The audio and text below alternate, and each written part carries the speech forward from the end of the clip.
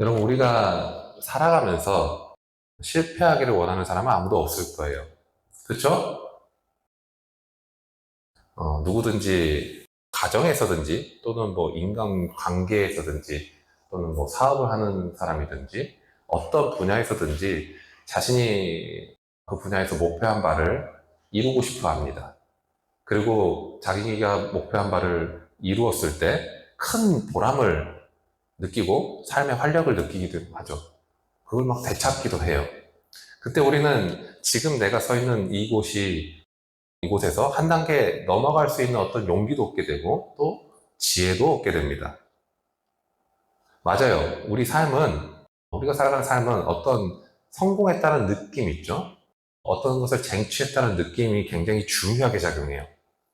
그런데 우리의 삶에서 성공만 찾아오는 건 아니에요. 실패도 생각보다 굉장히 자주 경험합니다. 우리는 살아가면서 내가 원하지 않았던 어떤 실패라는 결과를 만나기도 해요. 그리고 때로는 그 실패 때문에 내가 살아갈 방향을 잃어버릴 때가 얼마나 많은지 몰라요. 그 실패 때문에요. 왜냐하면 이런 실패는 우리의 마음속에 깊은 좌절감을 주기 때문에 그래요. 실패는 우리 안에 있는 어떤 잠재되어 있는 더 좋은 어떤 자원이 있죠. 그런 것들을 뭔가 발판 삼아서 다시 시작할 용기를 완벽하게 앗아가기도 해요. 그러니까 아무리 노력하고 최선을 다해도 원하는 것이 아무리 해도 이루어지지도 않고 계속해서 좌절하고 뭔가 주저앉게 될 때, 그때 우리는 도무지 어떻게 다시 시작해야 될지 굉장히 막막하게 느껴질 때가 있습니다. 그래서 더 힘든 점은 뭐냐면 이런 실패의 경험이에요. 이런 실패의 경험은 나 혼자만의 아픔으로 끝나지 않고 나와 함께한 가족 그리고 이 어떤 공동체에 영향을 미칠 때가 있다는 거예요. 그러니까 한 사람의 실패가 이 구성원 전체의 분위기를 좌지우지 한다는 겁니다. 예를 들어서 여러분 독일의 정치가에 있으면서 독재자였던 아돌프 히틀러 아나요? 알죠? 아돌프 히틀러. 자, 아돌프 그 히틀러가 유대인들을 왜 그렇게 미워했을까요? 왜 그렇게 미워했을까요? 히틀러가 10살 때였어요. 10살 때 히틀러의 어머니가 유대인 남자와 안 좋은 관계를 맺었어. 그 부적절한 관계를 맺는 걸 보고 히틀러에게 증오심이 일어났다고 해요. 그래서 그 이후로 히틀러 안에 그 자기의 분노예요, 분노. 그걸 보고 화가 나니까 그 분노를 합리화하면서 점점 그는 그쪽으로 다가가게 돼요. 그래서 히틀러 한 사람이 가갔던 그 길 때문에 어떤 결과가 나타났나요? 전 유럽이죠. 그리고 더 나아가서 전 세계를 전쟁터로 몰아넣는 결과가 나타났어요. 수많은 사람이 아무 이유 없이 어떻게 보면 전쟁에 목숨을 잃게 된 거예요. 이처럼 한 사람의 어떤 실패의 과정입니다.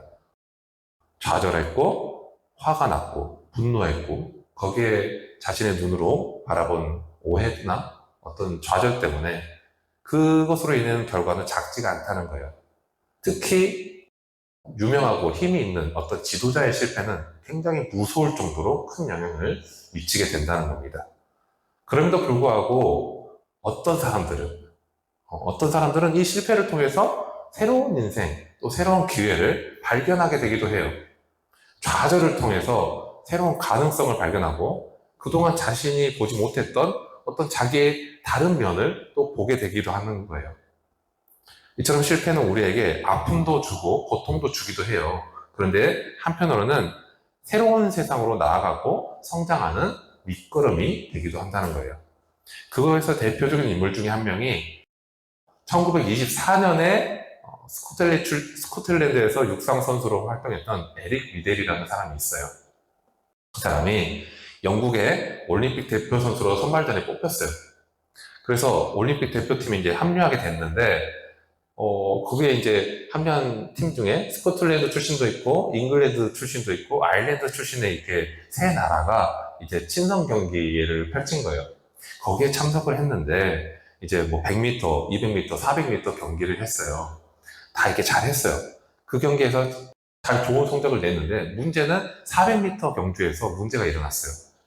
당시에는 육상 경기를 하는데 지금 육상 트랙이 있죠? 근데 그 당시에는 육상 트랙이 없었어요. 선이 없었다 그 말이야, 선.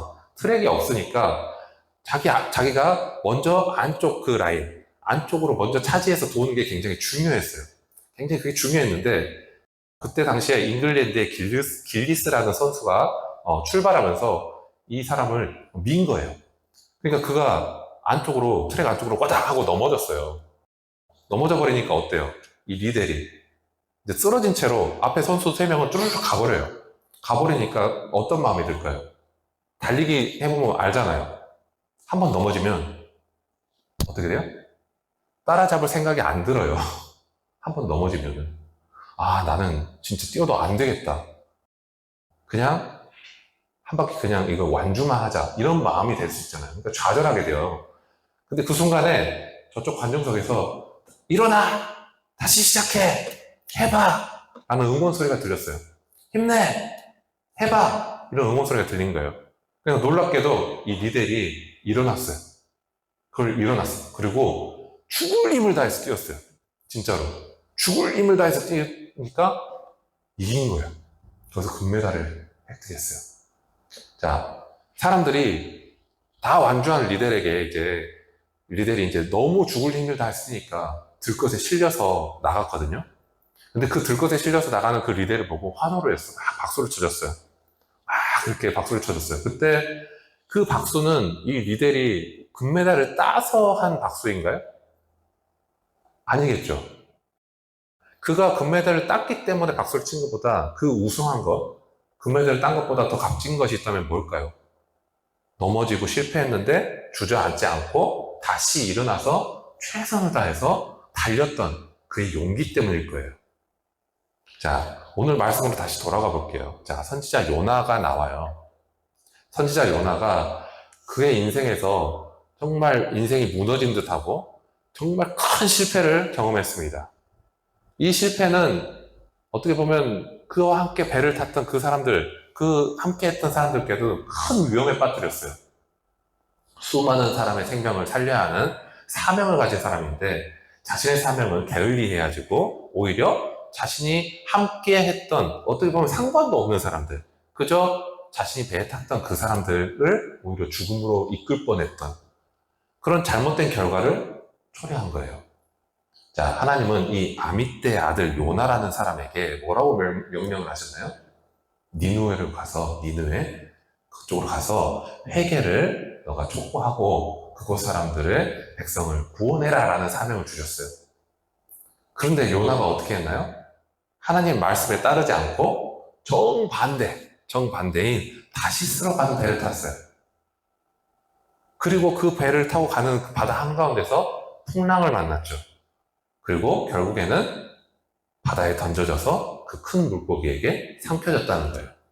자, 이런 일이 일어났어요. 이런 일이 있은 후에 요나가 이제 그 큰 물고기 뱃속에서 기도하는 장면이 바로 오늘 2장의 장면이에요. 요나가 어떻게 보면 실패했다고 볼 수 있잖아요. 그렇죠? 자기가 나름대로 생각했고 갔어요. 근데 지금 죽을 위기에 처했고 정말로 물고기 뱃속에 들어갔어요. 자, 요나가 실패한 원인 중에 하나는 뭘까요?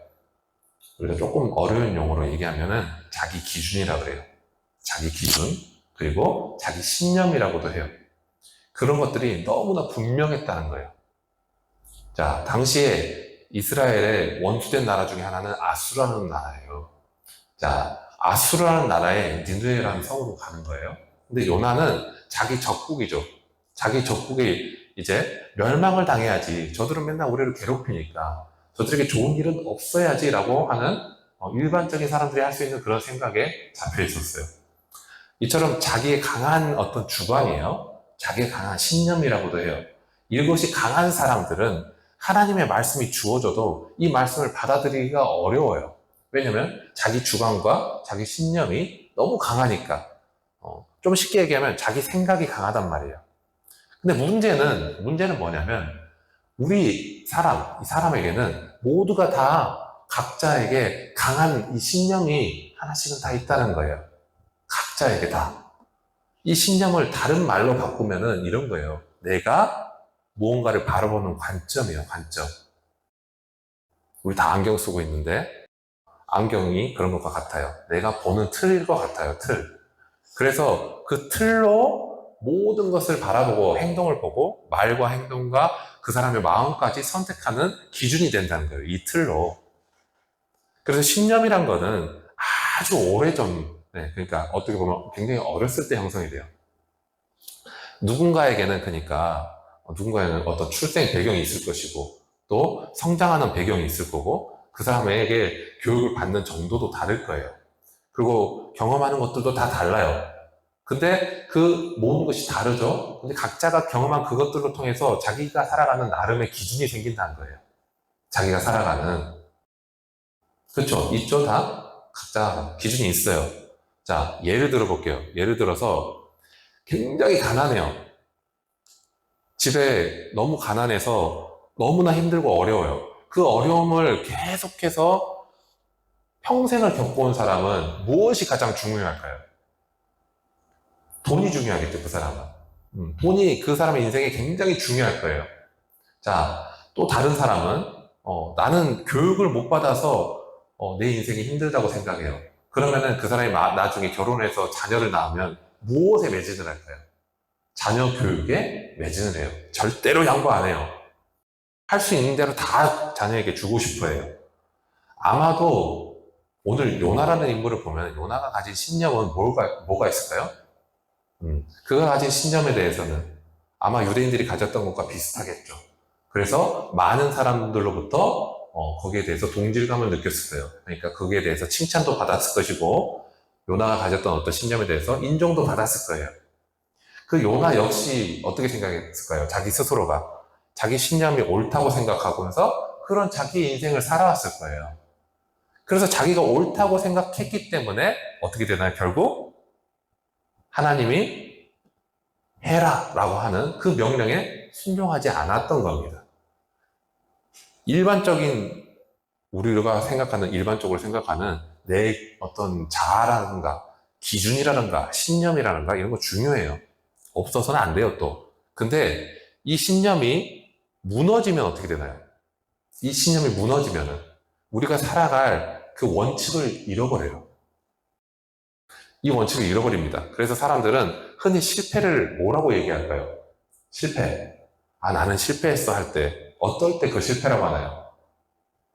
그때의 마음을 보면 어떤지를 알 수 있어요. 그때의 마음을 보면 이제 나는 뭐가 맞은지, 뭐가 옳은지, 뭐가 아닌지 더 이상 나는 분간할 수가 없어. 너무 어려워. 그런 마음의 상태가 자기 신념이 깨어진 상태라고 할 수 있어요. 그런 마음의 상태가. 결국 사람들은 각자가 가진 그 강한 신념으로 자기 인생을 이끌어가고 있는 거예요. 사실은. 그렇다면 이 자기 신념이 너무나 분명했던 이 요나가 실패한 이유는 뭐예요? 신념은 너무나 굳건해요, 요나가. 그죠? 그리고 주변 사람들도 다 옳다고 얘기해요. 근데 왜 이 사람은 인생을 실패한 걸까요? 왜 죽을 위기에 처했고, 왜 지금 하나님은 그를 물고기 뱃속에 넣은 걸까요?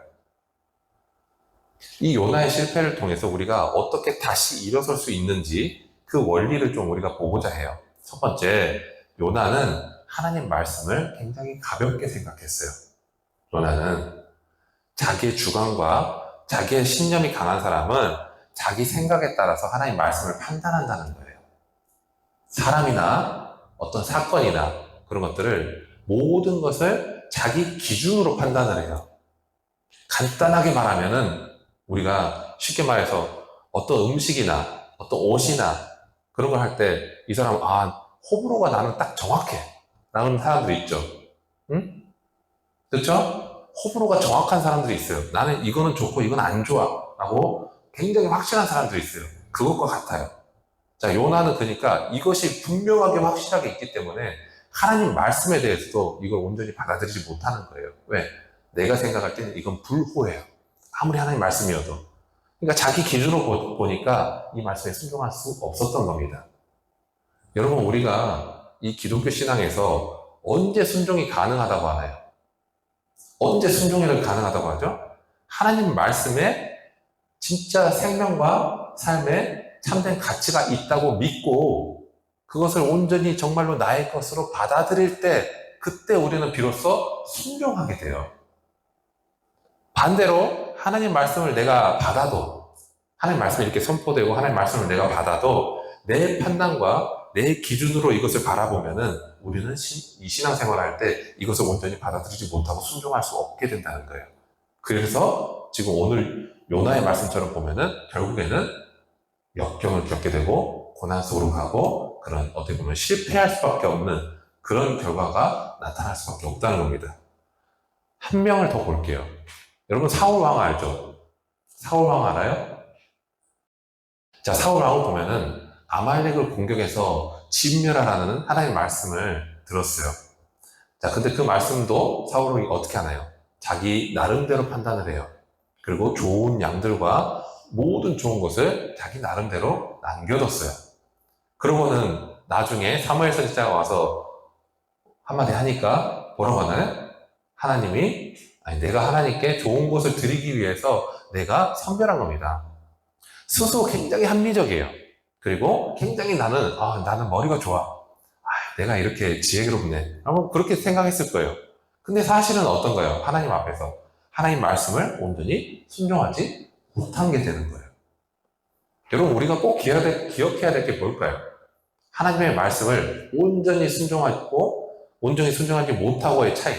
즉, 그 차이는 오직 하나님의 말씀만 바라보지 못하는 그 마음에서 그것이 갈린다는 거예요. 자, 그리고 두 번째, 요나는 하나님의 말씀을 알지 못했습니다. 자, 호세아 선지자는 여러분들이 잘 아는 말씀 있죠. 우리가 여호와를 알자, 힘써 여호와를 알자라고 그렇게 말했어요. 우리의 삶에서, 우리가 살아가는 삶에서 우리에게 문제와 어려움이 닥쳐서 여러분이 좌절하고 절망을 막 겪어요. 그래서 어디로 가야 할지 막 알지 못하는 그런 이유가 뭐예요? 하나님이 어떤 분인지를 잘 알지 못하기 때문에 그런다는 거예요. 자, 또 인물 비교를 좀 해볼게요. 가룟 유다 알죠? 그리고 여러분 베드로 알 거예요. 자, 베드로가 했던 고백들을 보면 베드로는 주님이 누구이신지 그리고 어떤 분이신지를 차츰차츰 그는 알아갔습니다. 그래서 예수님과 이렇게 대화를 주고받으면서 특히 용서에 대해서 대화를 했던 부분이 있어요. 그걸 물어봤을 때 예수님이 뭐라고 말씀하시나요? 7번을 70번까지 용서해라는 그런 말씀을 해주셨어요. 그러니까 용서에 대해서 이런 대화를 통해서 지금 베드로는 이런 것들을 배웠던 거예요. 그에 비해서 가룟 유다는 어떨까요? 예수님과 대화했던 장면들이 있나요? 없어요. 성경 말씀을 보면은 가룟 유다의 관심은 어디에 있었다고 나오나요? 돈에 있었다고 그래요. 돈. 처음부터 그는 돈에 관심이 있었다고 그래요. 어떻게 보면은 예수님을 판 이 가룟 유다나 예수님을 3번이나 부인했던 이 베드로나 둘 다 사실은 죄의 어떤 항목으로 보면은 죄질이 그렇게 좋지는 않아요. 둘 다 죄인이에요, 똑같이. 근데 베드로는 주님을 알았어요, 그러니까. 그 말은 주님에 대해서 계속해서 관심이 있었다 그 말이에요. 대화를 했어요.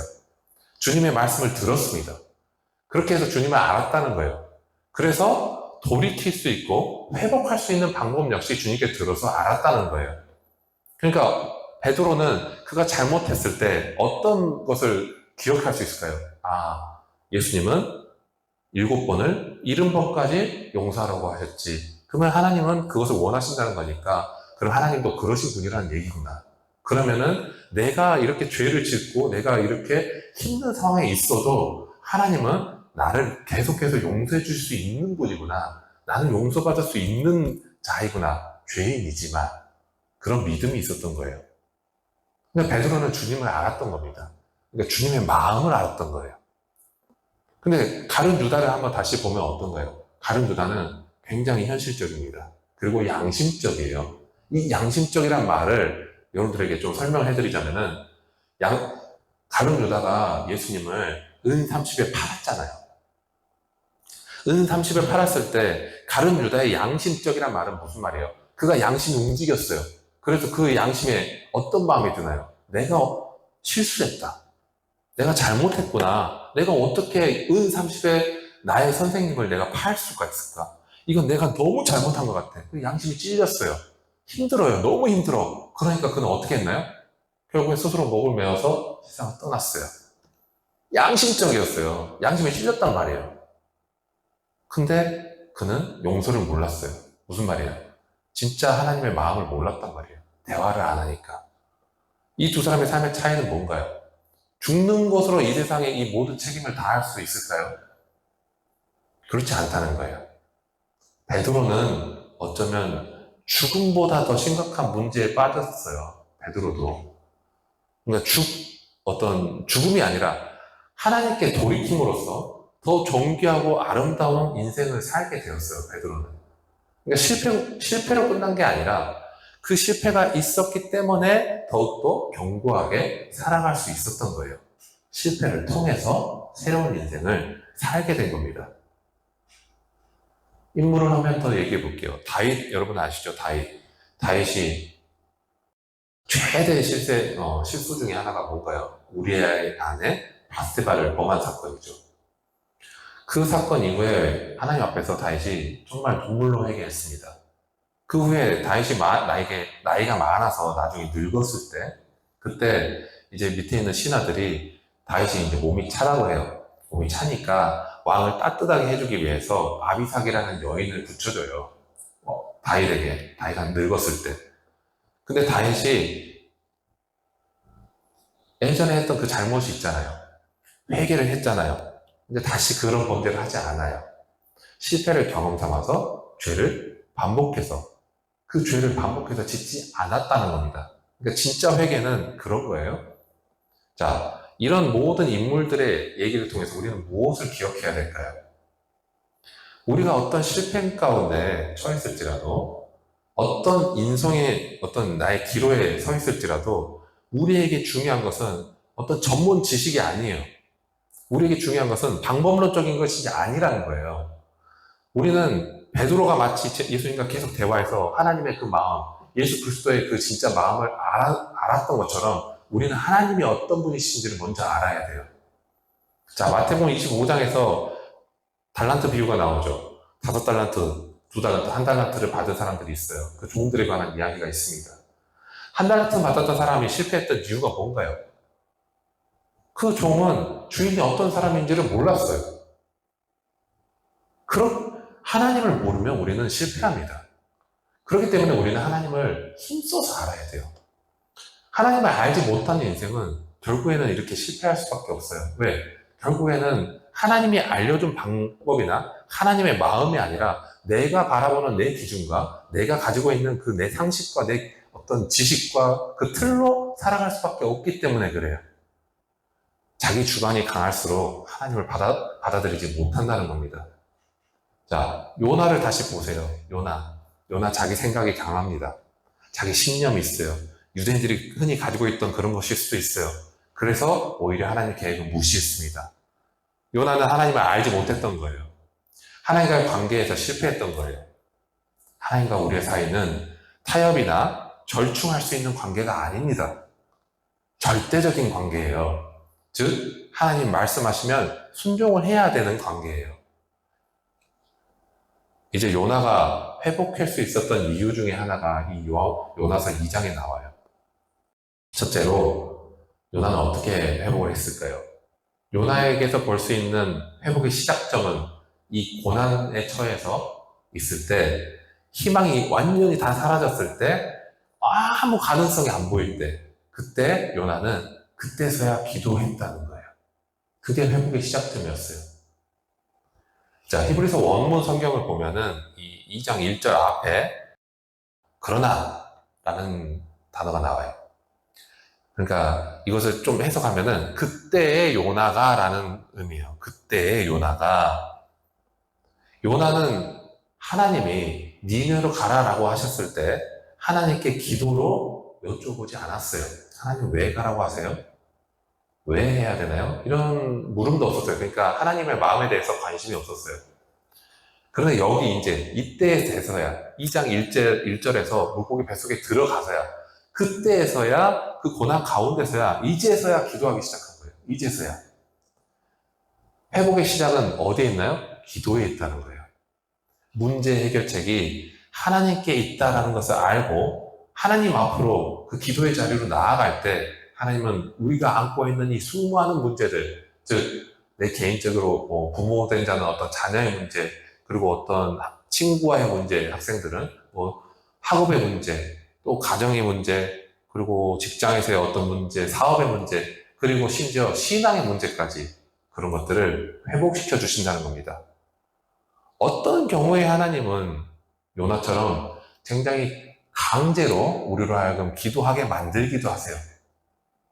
그리고 그 과정을 통과한 다음에야 하나님이 원하시는 사람이 될 수 있고 하나님이 원하시는 그 사역을 하나님께 온전히 드리는 일에 쓰임을 받을 수 있다는 거예요. 여러분, 우리가 기도하지 못하는 이유가 뭔가요? 왜 우리는 기도를 못하나요? 굉장히 아이러니하게도 사람은 절박하지 않으면 기도하지 않습니다. 이 절박 또한 자기 기준에서의 절박이 아니라 진짜 하나님이 보시는 그 절박의 과정이에요.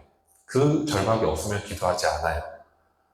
스스로 조금이라도 해결할 수 있는 방법이 보이거나 일말의 가능성이라도 보이는 사람은 기도하지 않습니다. 왜냐하면 그렇게 하면 될 것 같거든요. 내가 생각하는 어떤 그 방법을 하면 될 것 같아요. 그래서 하나님께 묻지도 않고 하나님께 그 주신 방법을 따르지도 않아요. 그래서 많은 것들을 자기가 해버립니다. 그냥 자기 마음대로. 그러면 어떻게 되나요? 신앙생활이 그냥 종교생활이 돼요. 조금 더 심한 말로 취미생활이 됩니다. 하지만 그런 사람이라 할지라도 정말로 절박해지면 지금 요나와 같이 아무 희망이 없어요. 자기 힘으로 이 상황을 전혀 나갈 수가 없어요. 그때 사람은 절박해집니다. 하나님 앞에 나아가는 그 간절한 마음이 생겨요. 그때서야 정말로 무릎을 꿇습니다. 요나는 기도할 수 없는 상황에 기도했어요, 사실. 여러분, 요나가 기도하는 그 상황을 한번 생각해 보세요. 상상을 해 보세요. 우리가 흔히 기도하고 있는 그런 공간인가요? 뭔가 그래도 의자가 있거나 아니면 방석이 있거나 내가 뭔가 그래도 앉아서 집중할 수 있는 어떤 환경이 되거나 음악이 흐르거나 그런 환경인가요? 그렇지 않아요. 비린내가 진동을 해요. 옆에는 축축해요. 어떻게 보면 내가 뭐 할 수 없는 공간이에요. 어둠이에요. 빛도 없어요. 여기서 어떻게 나갈지 알 수 없는, 희망이 없는 그런 공간이에요. 그곳에서 요나는 무엇을 했나요? 살기 위해서 어떻게든 물고기 뱃속에 구멍을 내보려고 파봤나요? 아니에요. 요나는 하나님 앞으로 나아갔어요. 여러분, 이 땅을 살아가는 사람 중에서 실패 없는 인생이 어디 있나요? 한 번도 실패한 적이 없다는 사람 있나요? 없어요. 누구나 인생은 실패를 겪습니다. 그런데 실패해서 회복된 사람들만의 어떤 공통적인 특징이 있다는 거예요. 그것이 첫 번째, 기도한다는 거예요. 어떤 마음으로? 하나님만을 의지하는 마음으로 기도한다는 거예요. 그리고 내 상황을 보지 않아요. 기도할 수 있는 여건, 뭐 환경이 좀 주어졌으면 좋겠다. 그게 아니에요. 그냥 그 자리에서 하는 겁니다.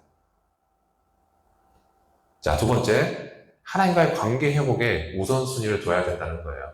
자, 7절 말씀 보면은 요나가 뭐라고 하나요? 내가 여호와를 생각하였더니 라고 고백을 합니다. 사람은 누구나 나와 관계가 없는 사람은 생각나지도 않아요, 사실. 나와 관계가 없는데 어떻게 생각이 나요? 모르는 사람인데. 그거 생각하고 싶지도 않아요, 모르니까. 그건 요나도 마찬가지였을 거예요. 그래서 물고기 뱃속에 그렇게 깊이 들어가기 전까지는 하나님을 생각하려고 하지 않았던 겁니다. 자기 신념이 있어요. 내 계획도 있어요. 내 뜻도 있고, 내가 어느 정도 할 수 있는 어떤 능력도 있어요. 그리고 나에 대한 어떤 좋은 평가들이 있습니다. 사람들이 보는. 그거에 대해서 내가 만족을 해버려요. 그것이, 나를 이룬다고 생각해요. 거기에 기쁨이 있다고 생각해요.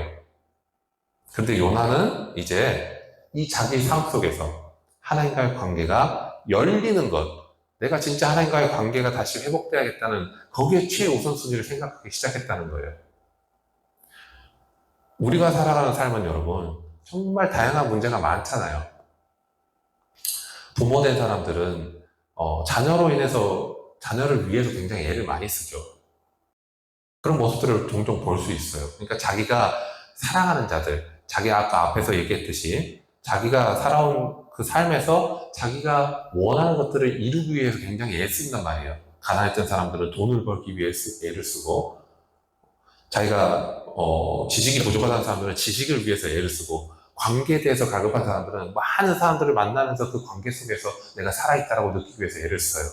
근데 그런 가만히 생각해 보면은 그런 열심을 통해서 뭔가 자기의 역할을 하지만, 근데 그거 열심히 한 만큼 사실 결과가 내가 생각한 대로 나오진 않는다는 거예요.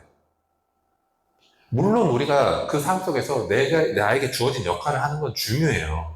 그 또한 하나님이 주신 환경이니까.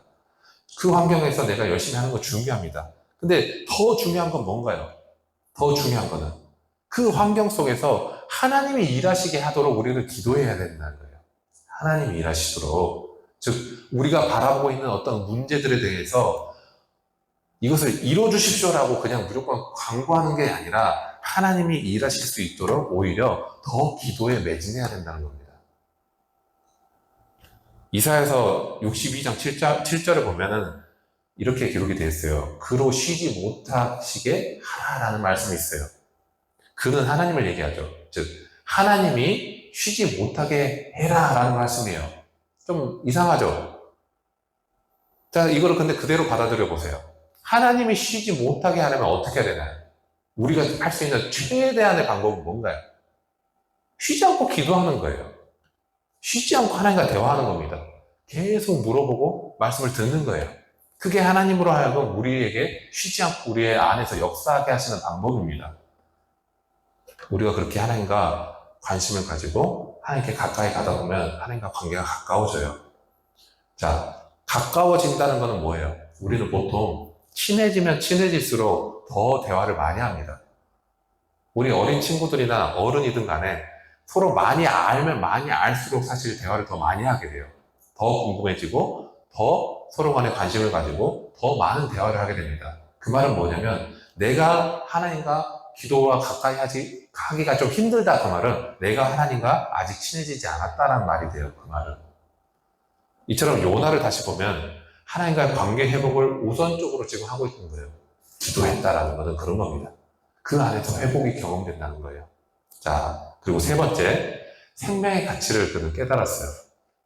다른 말로 하면은 하나님의 계획, 하나님의 진짜 그 뜻하신 바, 하나님의 섭리를 이제 깨닫게 되었다는 거예요. 근데 문제는 언제 깨달았을까요? 문제는 안타깝게도, 그리고 아이러니하다고 표현할 수도 있겠죠. 죽을 지경에 빠졌을 때 깨닫게 된다는 거예요. 인간은, 우리 사람에게 있어서 세상에서 가장 큰 일은 뭔가요? 가장 큰 일. 그건 자기 일이에요, 자기 일. 남의 일이 가장 크게 오는 사람은 없어요, 사실. 사람은 다 자기 일이 제일 크게 느껴져요. 가장 아픈 건 뭔가요? 내가 아픈 거예요, 사실은. 자, 객관적인 일의 어떤 규모들은 사실 그리 크게 다가오지 않아요. 단지 내 일이냐, 남의 일이냐가 사실은 더 관련돼 있어요, 우리에게는, 사람은.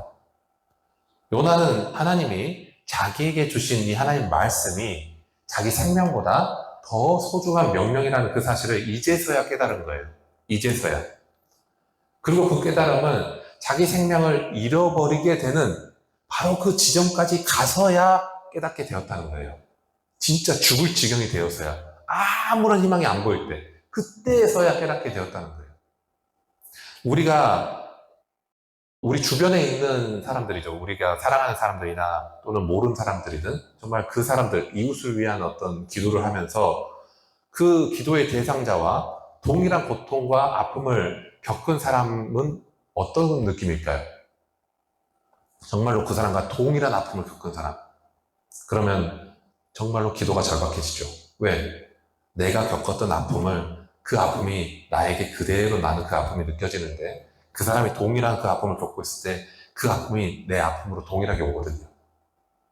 그러면 기도가 굉장히 절박해집니다. 왜냐면 내 아픔을 저 사람이 겪게 하고 싶지가 않아요. 그러면 저 사람의 기도가 내 기도가 되는 거예요. 동일하게 이 요나의 마음속에 이제 하나님의 마음이 들어온 겁니다. 하나님의 마음이 들어왔어요. 비록 원수라 할지라도 우리를 괴롭히고 우리 나라를 맨날 괴롭히고 우리에게 공격을 하는 원수라 할지라도 하나님의 계획을 따라 살리시는 하나님의 뜻에 따라서 그것을 좀 깨달아서 하나님이 귀하게 여기시는 그 가치의 그 삶의 우선순위를 이제 알게 된 거예요. 그때에서야. 우리가 흔히 성숙한 신앙을 얘기하잖아요. 근데 그 신앙의 성숙은 내가 아니라 사실 하나님이 우선순위로 여기시는 것이 무엇인가에 대해서 우리가 이 관점 있죠. 아까 앞에서 얘기한 그 관점과 틀을 바꾸는 것에서 신앙의 성숙이 시작이 돼요. 나라는 관점에서 하나님의 관점으로 바뀌었을 때 우리가 성숙해진다는 거예요. 우리가 가만히 자기 마음을 한번 봐보세요. 그러면은 내 마음이 언제 진짜 바뀌었지? 내가 언제 좀 신앙을 이렇게 성숙해졌지라고 생각해 보면 사실 우리가 위기에 처했을 때, 정말로 내가 죽을 것 같을 때, 어려움에 처했을 때가 더 많다는 것을 여러분들이 아실 거예요. 그 속에서 우리는 본질을 찾아가는 거예요. 본질은 하나님과의 관계를 얘기해요. 그 속에서 우리는 그것을 찾아가는 거예요. 자, 네 번째, 이제 하나님께 감사하기 시작합니다. 요나에게서 고난이 벗어졌어요. 이제 하나님이 그에게 새로운 기회를 주십니다. 그 이유가 뭔가요? 하나님께 이제 감사하기 시작했어요. 감사는 여러분 정말 중요합니다.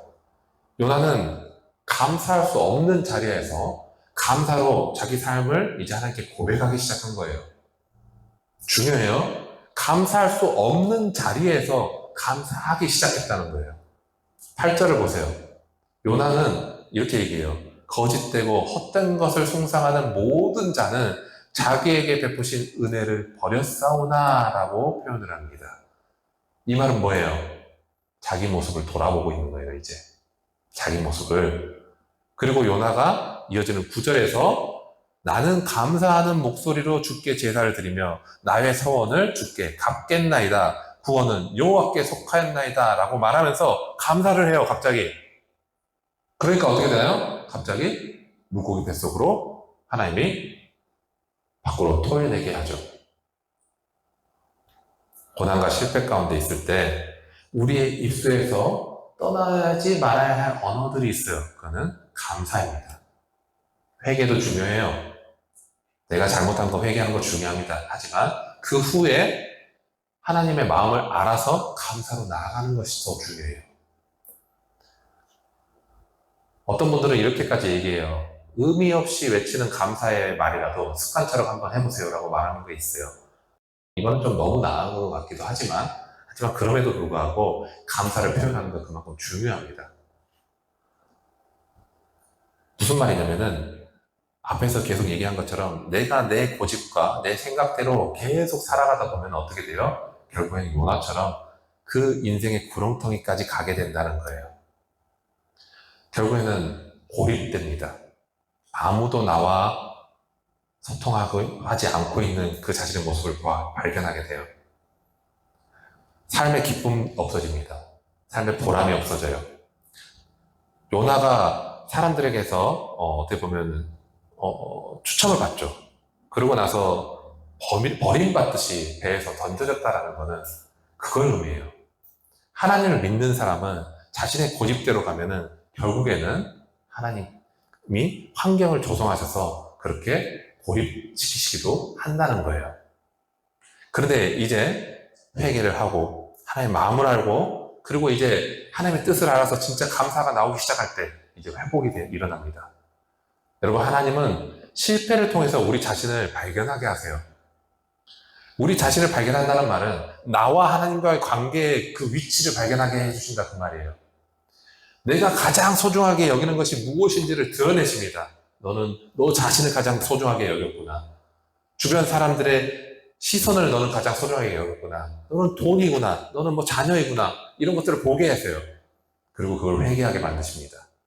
그리고 하나님이 가장 중요하다라는 것을 다시 알게 해주신 거예요. 우리는 때때로 나의 위치에서 하나님을 원망하기도 합니다. 나는 도저히 빛이 안 보여요. 슬퍼하기도 해요. 아파하기도 합니다. 하나님이 나의 계획을 다 막으신 것처럼 보이기도 해요. 정말로 빛이 하나도 안 보인 것처럼 요나처럼 희망이 안 보이는 것처럼 보이기도 합니다. 그런데 분명히 돌아보면 어떤가요? 그 또한 하나님의 인도하심이라는 거예요. 왜요? 그 실패를 통해서, 그 아픔을 통해서 하나님이 이제 그 길이 아니다라고 말씀하시는 그 음성이라는 거예요. 그 길에서 우리를 다시 붙드시는 하나님의 인도하심이 있다는 겁니다. 여러분, 실패를 너무 아파하지 마세요. 우리가 살아가면서 겪은 상실의 아픔 등이 있습니다. 좌절할 수 있어요. 정말 당장이라도 내가 빨리 그냥 하나님이 나를 불러주셨으면 좋겠다. 그래서 이런 것 좀 안 겪었으면 좋겠다라고 생각할 수 있어요. 진짜 힘든 순간들이 하루하루 매일매일 이어지는 그런 삶일 수도 있어요. 근데 그 순간에도 하나님은 우리를 찾아오신다는 거예요. 그 순간에도 우리로 하여금 하나님의 마음을 보라고 하세요. 하나님 마치 요나에게 말씀하신 것처럼 우리에게 이렇게 말씀하신 것 같아요. 많이 힘들지? 그런데 이 길이 너를 위해서 주어진 최선의 길이란다. 이제 나를 바라봐라. 이제 나의 마음을 좀 알아라. 내가 너를 다시 도와줄게. 이렇게 말씀하시는 거예요.